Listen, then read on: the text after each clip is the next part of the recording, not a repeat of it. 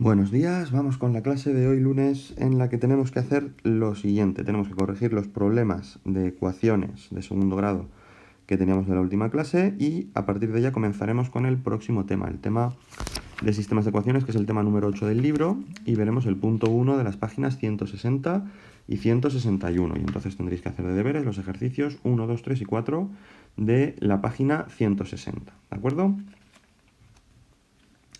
Bien, pues vamos con los ejercicios. Ahí tenéis las soluciones de los problemas 41, 42, 43 y 44. Voy a comentaroslas un poco por encima. En primer lugar nos dice el 41 que qué número multiplicado por su siguiente da 12. Y ahí nos daba la ecuación planteada. Entonces lo que nosotros teníamos que hacer es quitar paréntesis a esa ecuación, x por x cuadrado, x por una x igual a 12.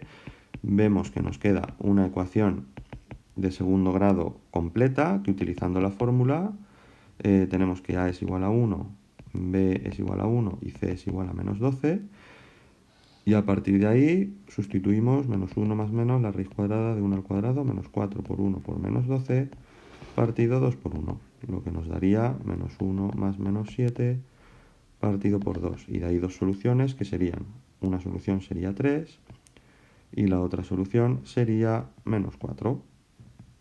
Y ahí tendríamos las dos soluciones. Luego tendríamos los números consecutivos, serían 3 y 4 o menos 4 y menos 3, que son los dos consecutivos, ¿vale? De los que habla.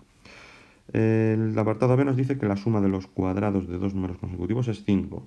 ¿De qué números se trata? Pues ahí tenéis la ecuación planteada, habría que resolver esa ecuación. Primero quitar paréntesis. Fijaos que para quitar el paréntesis aquí tenemos una identidad notable como las que vimos en el tema de álgebra, que se desarrolla como cuadrado del primero, más el doble del primero por el segundo, más el cuadrado del segundo.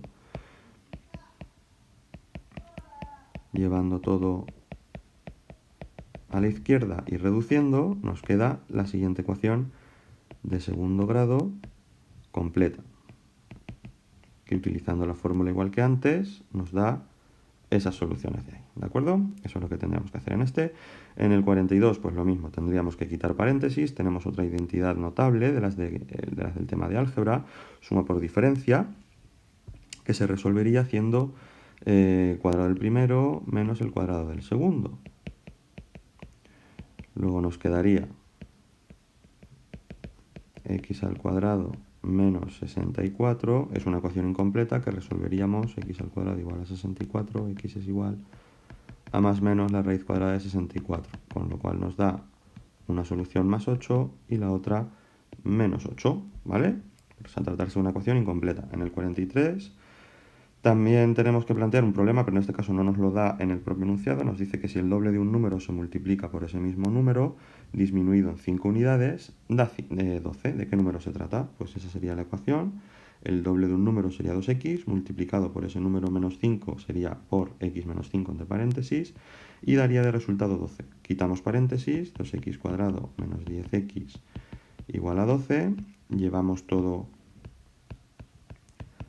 a la parte izquierda y nos queda una ecuación de segundo grado completa, que habría que utilizar la fórmula, con a igual a 2, b igual a menos 10 y c igual a menos 12.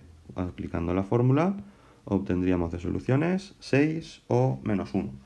Y por último el 46, problema que mezcla ecuaciones de segundo grado con geometría. En este caso nos dice que el perímetro de un rectángulo mide 100 metros y el área 600. Calcula sus dimensiones, ¿vale? Entonces sabemos que si el perímetro de un rectángulo mide 100 metros y el área 600, al multiplicar la base por la altura, nos daría como resultado 600 metros cuadrados, que es el área, ¿vale? Y el perímetro, que es la suma de sus cuatro lados, nos tiene que dar 100 metros, ¿de acuerdo? Entonces ahí fijaos que entonces al sumar los cuatro lados tendrían que ser 100 metros. Si sumamos dos de ellos, en la base y la altura, nos tendría que dar la mitad del perímetro, que son 50. Por eso, a uno de los lados le llama x y al otro 50 de los x. 50 menos x, porque la suma de esos dos tiene que dar 50, la suma de los otros dos daría 50 también, y al sumar los cuatro nos daría 100, que es el perímetro. Una vez que ya tenemos la ecuación planteada, quitamos paréntesis, nos quedaría 50x menos x al cuadrado igual a 600. Ordenamos y pasamos todo a la parte de la izquierda y queda una ecuación de segundo grado completa con A igual a menos 1, B igual a 50 y C igual a menos 600. Y de ahí aplicamos la fórmula y nos daría la solución de que las dimensiones del rectángulo son 30 por 20. Ya tenemos corregidos los problemas. Bueno, pues ya está terminado este tema tan largo de ecuaciones y nos vamos, como os decía, con el tema siguiente, el tema de sistemas. Aquí tenéis las páginas 160 y 161 del libro, donde vienen ese primer punto del tema y pues lo que tenéis que hacer es leeros esas dos páginas. En ellas nos explica lo que son las ecuaciones de primer grado con dos incógnitas, ¿vale? Porque se van a mezclar dos variables, vamos a tener dos cosas que no son conocidas y que no son iguales y por eso tenemos que utilizar dos letras distintas. En el ejemplo habla de la longitud de un tren que tiene dos tipos distintos de vagones. Están las locomotoras, que tienen una longitud de X metros, y luego los vagones de carga, en este, que tienen una longitud de Y metros. Por lo tanto, la longitud del tren, fijaos que será 2 por X más 3 por Y. Dos veces la medida de la locomotora porque lleva dos locomotoras, más 3 veces la medida de los vagones de carga porque cada uno de los vagones de carga mide Y metros. 2x más 3y igual a 86, que es la longitud de todo el tren. Otro ejemplo con el tren de abajo, un tren de pasajeros, en el que tenéis también dos locomotoras de longitud X y tres vagones de pasajeros de longitud Y. Y la longitud del tren de 86 metros, pues otro ejemplo que tenéis ahí, ¿vale?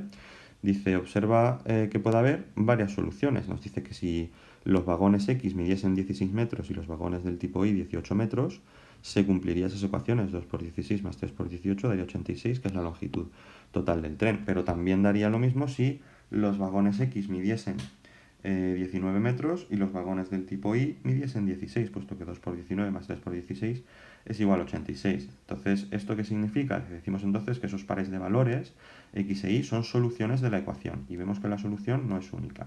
Es decir, en una ecuación de dos incógnitas de primer grado hay infinitas soluciones, es lo que quiere decirnos esto, tiene infinitas soluciones.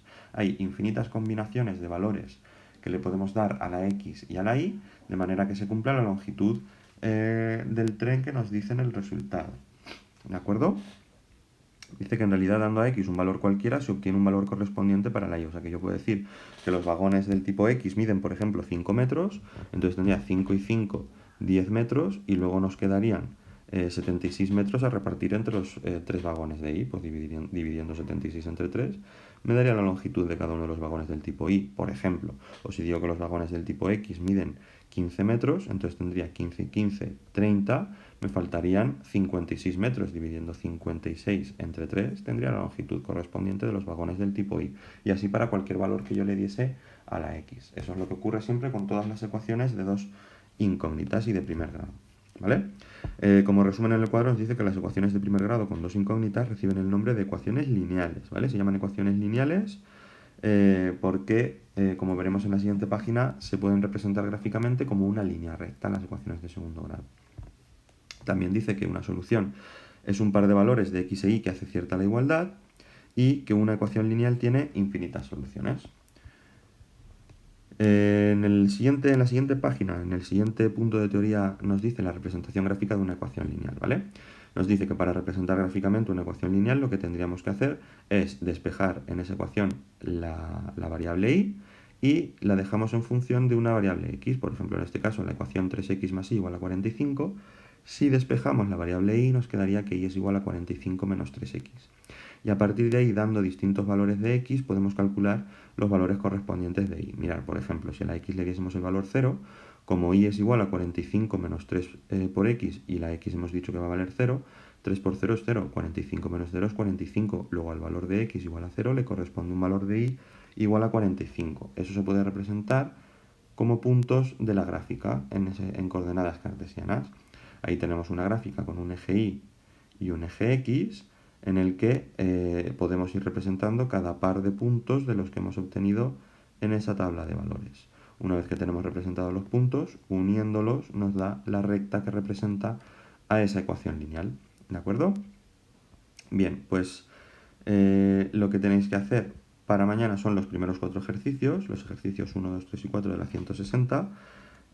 Ahí tenéis un poquito, pues, esta introducción al tema, ¿vale? En el primer ejercicio tenéis una ecuación y hay que comprobar, averiguar cuáles de esos pares de valores son solución. Por ejemplo, si probásemos con el par de valores de A, significa que si yo le doy a la X el valor 4 y a la Y el valor 1, tengo que comprobar si se cumple la ecuación. Fijaos que 3 por 4 son 12, 4 por 1 es 4 y 12 menos 4 son 8, con lo que el par de valores A sí que va a ser solución de la ecuación. Pues hay que comprobar lo mismo con los otros tres.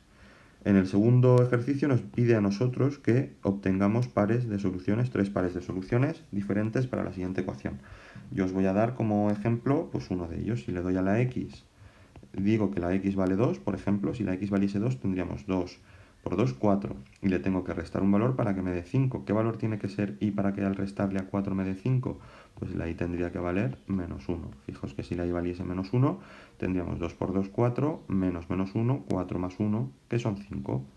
Y ya tendríamos ahí el resultado de esa ecuación. ¿De acuerdo? Bien, pues eso por esa parte. El ejercicio número 3, fijaos que tenemos una tabla que comprobar o que rellenar con los valores de la x y la y. Esto significa que si la x valiese 0, ¿cuánto tendría que valer la y?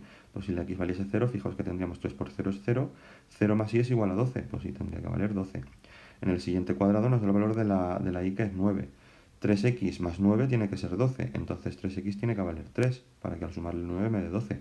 ¿Qué tiene que valer x para que 3x valga 3? Pues x tendría que valer 1, ¿vale? Y así sucesivamente vais completando con los demás. Y luego nos dice que reduzcamos a forma general estas ecuaciones. A la forma general es expresarla de esta manera, como viene aquí,